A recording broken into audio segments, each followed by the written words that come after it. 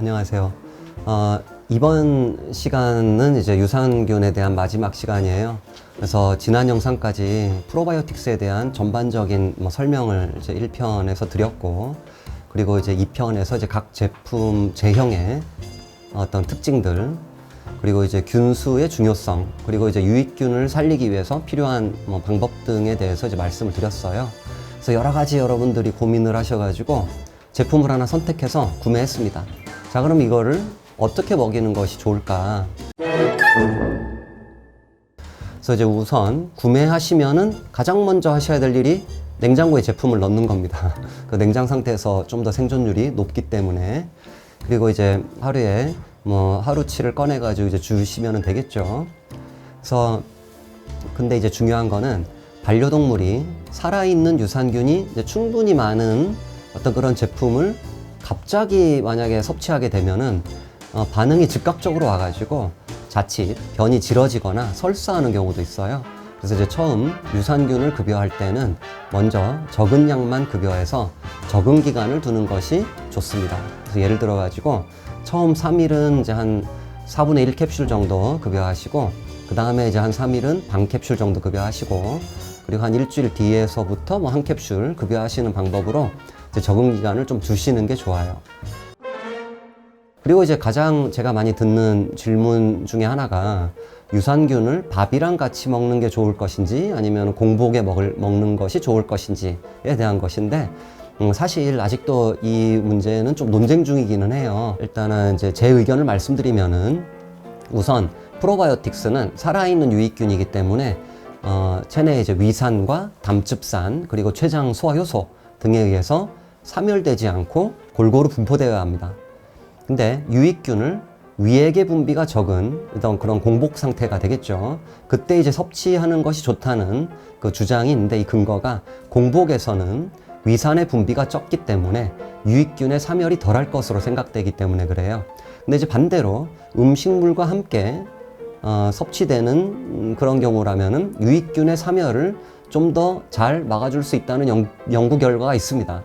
그 살아있는 유익균들은 생존을 위해 영양소를 좀 이용해야 되는데, 이들 유익균들이 필요한 대표적인 영양소가 당성분입니다. 여기 보실 수 있는 이 논문을 보면 유명한 균주인 이제 LGG 락토바실러스 람노서스 지지균주 하고 다른 균주가 좀 섞여 있는데, 이 당성분과 함께 있을 때 하고 그렇지 않을 때를 이제 비교해서 위산에서 얼마나 잘 생존하는지를 평가한 논문입니다.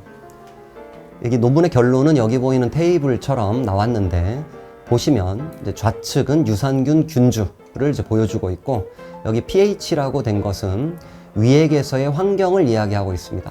그리고 여기 이제 글루코스는 당성분으로, 여기 yes라고 돼 있는 거는 유산균과 당성분을 함께 적용한 것이고, no라고 이제 돼 있는 거는 유산균만 위액과 동일한 환경에 노출시킨 것입니다. 그래서 결과적으로 대부분의 균주가 당과 함께 섭취할 경우에 생존율이 훨씬 높았습니다. 그리고 이제 반려동물이 섭취하는 음식에는 당 성분이 들어가 있잖아요. 그렇기 때문에 음식과 함께 섭취하는 것이 유산균의 생존력에 좀 더 도움을 줄 수 있을 것으로 이제 보인다라는 거죠. 그리고 추가로 여기 이제 보이시는 이 논문에서도 역시 음식을 주기 직전이나 또는 함께 급여하는 것이 도움이 된다라고 또한 다른 연구 결과도 있습니다. 그러므로 공복에 프로바이오틱스를 섭취하는 것보다는 음식물과 함께 섭취하거나 또는 식사 직전 또는 직후에 섭취하는 것이 유익균의 사멸을 막는데 이제 좀 더 도움이 될 수 있는 것으로 보인다라는 거고, 음식과 함께 유익균을 섭취하는 것이 추천되는 또 다른 이유로는 음식 섭취가 위산을 중화시켜주는 것과 관련이 있습니다. 그래서 음식을 섭취하게 되면 위액과 음식물이 섞여가지고 위산이 이제 중화되게 이제 되잖아요. 그래서 결국 위 pH, 위 산도를 이제 좀 산도는 이제 낮춰주는 거죠. pH는 높여주는 거고. 그래서 이제 유익균이 덜 사멸될 수 있도록 이제 해준다라는 거죠. 그래서 이제 유익균들은 공복에서의 환경인 낮은 pH에서 잘 죽게 되는데, 음식물을 섭취하여 위 pH를 중성에 가깝게 높여주게 되면 이들의 사멸을 어느 정도 이제 막을 수 있다라는 그런 근거도 있습니다. 이 현상은 식후 즉시 일어나게 되고 20분이 경과되게 되면 다시 서서히 위 pH가 낮아져서 다시 유익균들에게 불리한 환경인 산성으로 돌아오게 됩니다. 그러므로 이제 밥 먹고 20분이 경과되기 전에 그러니까 뭐 밥이랑 같이 먹이는 게 더 좋겠죠. 물론 프로바이오틱스를 이제 언제 섭취하는 것이 좋은지 아직은 이제 명확하지 않는 게 사실입니다. 그래서 좀 더 연구가 진행되어야 하겠지만은 공복인 경우에는 이제 위산의 분비는 적더라도 위 pH가 여전히 낮은 상태이기 때문에 유익균에게는 좀 이제 불리한 그런 환경이라는 점, 그리고 이제 음식물이 위에 들어오면 pH가 즉시 상승해서 이제 위액의 중화가 이루어져서 유익균의 생존에 좀 더 유리하게 이제 된다는 점, 그리고 이제 음식물의 영양소를 유익균이 사용할 수 있어서 생존율이 더 높다는 점을 감안하면 현재로서는 이제 프로바이오틱스의 급여는 음식물과 함께 주시거나 또는 뭐 음식을 먹기 직전이나 직후에 주는 것이 추천이 됩니다. 하지만 예외적으로 프로바이오틱스의 제품 제형이 위산으로부터 이제 보호해주는 그런 형태들이 있거든요. 뭐 예를 들어 이제 장용 캡슐을 활용한 경우인데, 이 경우라면은 이제 공복에 섭취해도 무방하겠죠. 그래서 장용 캡슐의 장점은 안전하게 유익균을 소장 및 대장으로 운반해주는 뭐 그런 부분이 굉장히 이제 장점으로 작용이 되고, 그래서 이제 제품에 투입되는 유익균의 균수가 좀 적어도 효능을 어느 정도 발휘할 수 있다라는 장점이 있죠.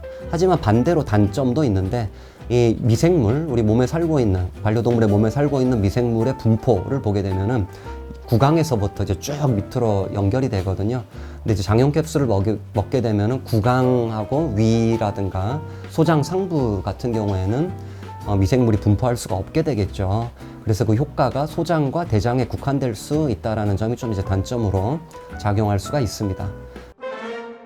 자, 그리고 그래서 이제 밥이랑 같이 이제 주게 되는데, 뭐 제가 추천드리는 거는 캡슐 형태라고 말씀을 드렸어요. 그래서 이제 그 캡슐을 그대로 줘서 이제 먹는 경우도 있겠죠. 그 경우라면은 뭐 크게 문제가 안 되는데, 잘 안 먹는 경우에 캡슐을 까가지고 음식물에 뿌려주셔도 돼요. 단시간 그렇게 수분, 빛 또는 뭐 산소에 노출된다고 많이 죽는 건 아니거든요. 그래서 그 뿌려주자마자 바로 식사를 하게 해주셔도 되고, 또는 뭐 주시는 간식, 뭐 예를 들어 집에서 만든 고구마 같은 거 여기 조금 싸가지고 주셔도 되고, 그렇지 않다라면은 뭐 입에 직접 넣어주시는 뭐 방법도 가능합니다. 그리고 그 밥에다 같이 뿌려주는 것도 좋지만은 그 밥을 약간 덜어가지고 그 안에다가 싸가지고 뭐 주실 수도 있고, 그래서 이제 단시간에 그렇게 수분이라든가 공기, 산소 이런 데 노출된다고 막 죽는 거는 아니거든요. 그래서 그런 방법으로 주셔도 큰 문제가 없습니다. 그래서 여기까지 이제 4편에 걸쳐 가지고 프로바이오틱스에 대해 설명을 드렸습니다. 그래서 여러분들께 조금이나마 이제 도움이 됐기를 바라고 이만 마치겠습니다. 경청해 주셔서 감사합니다.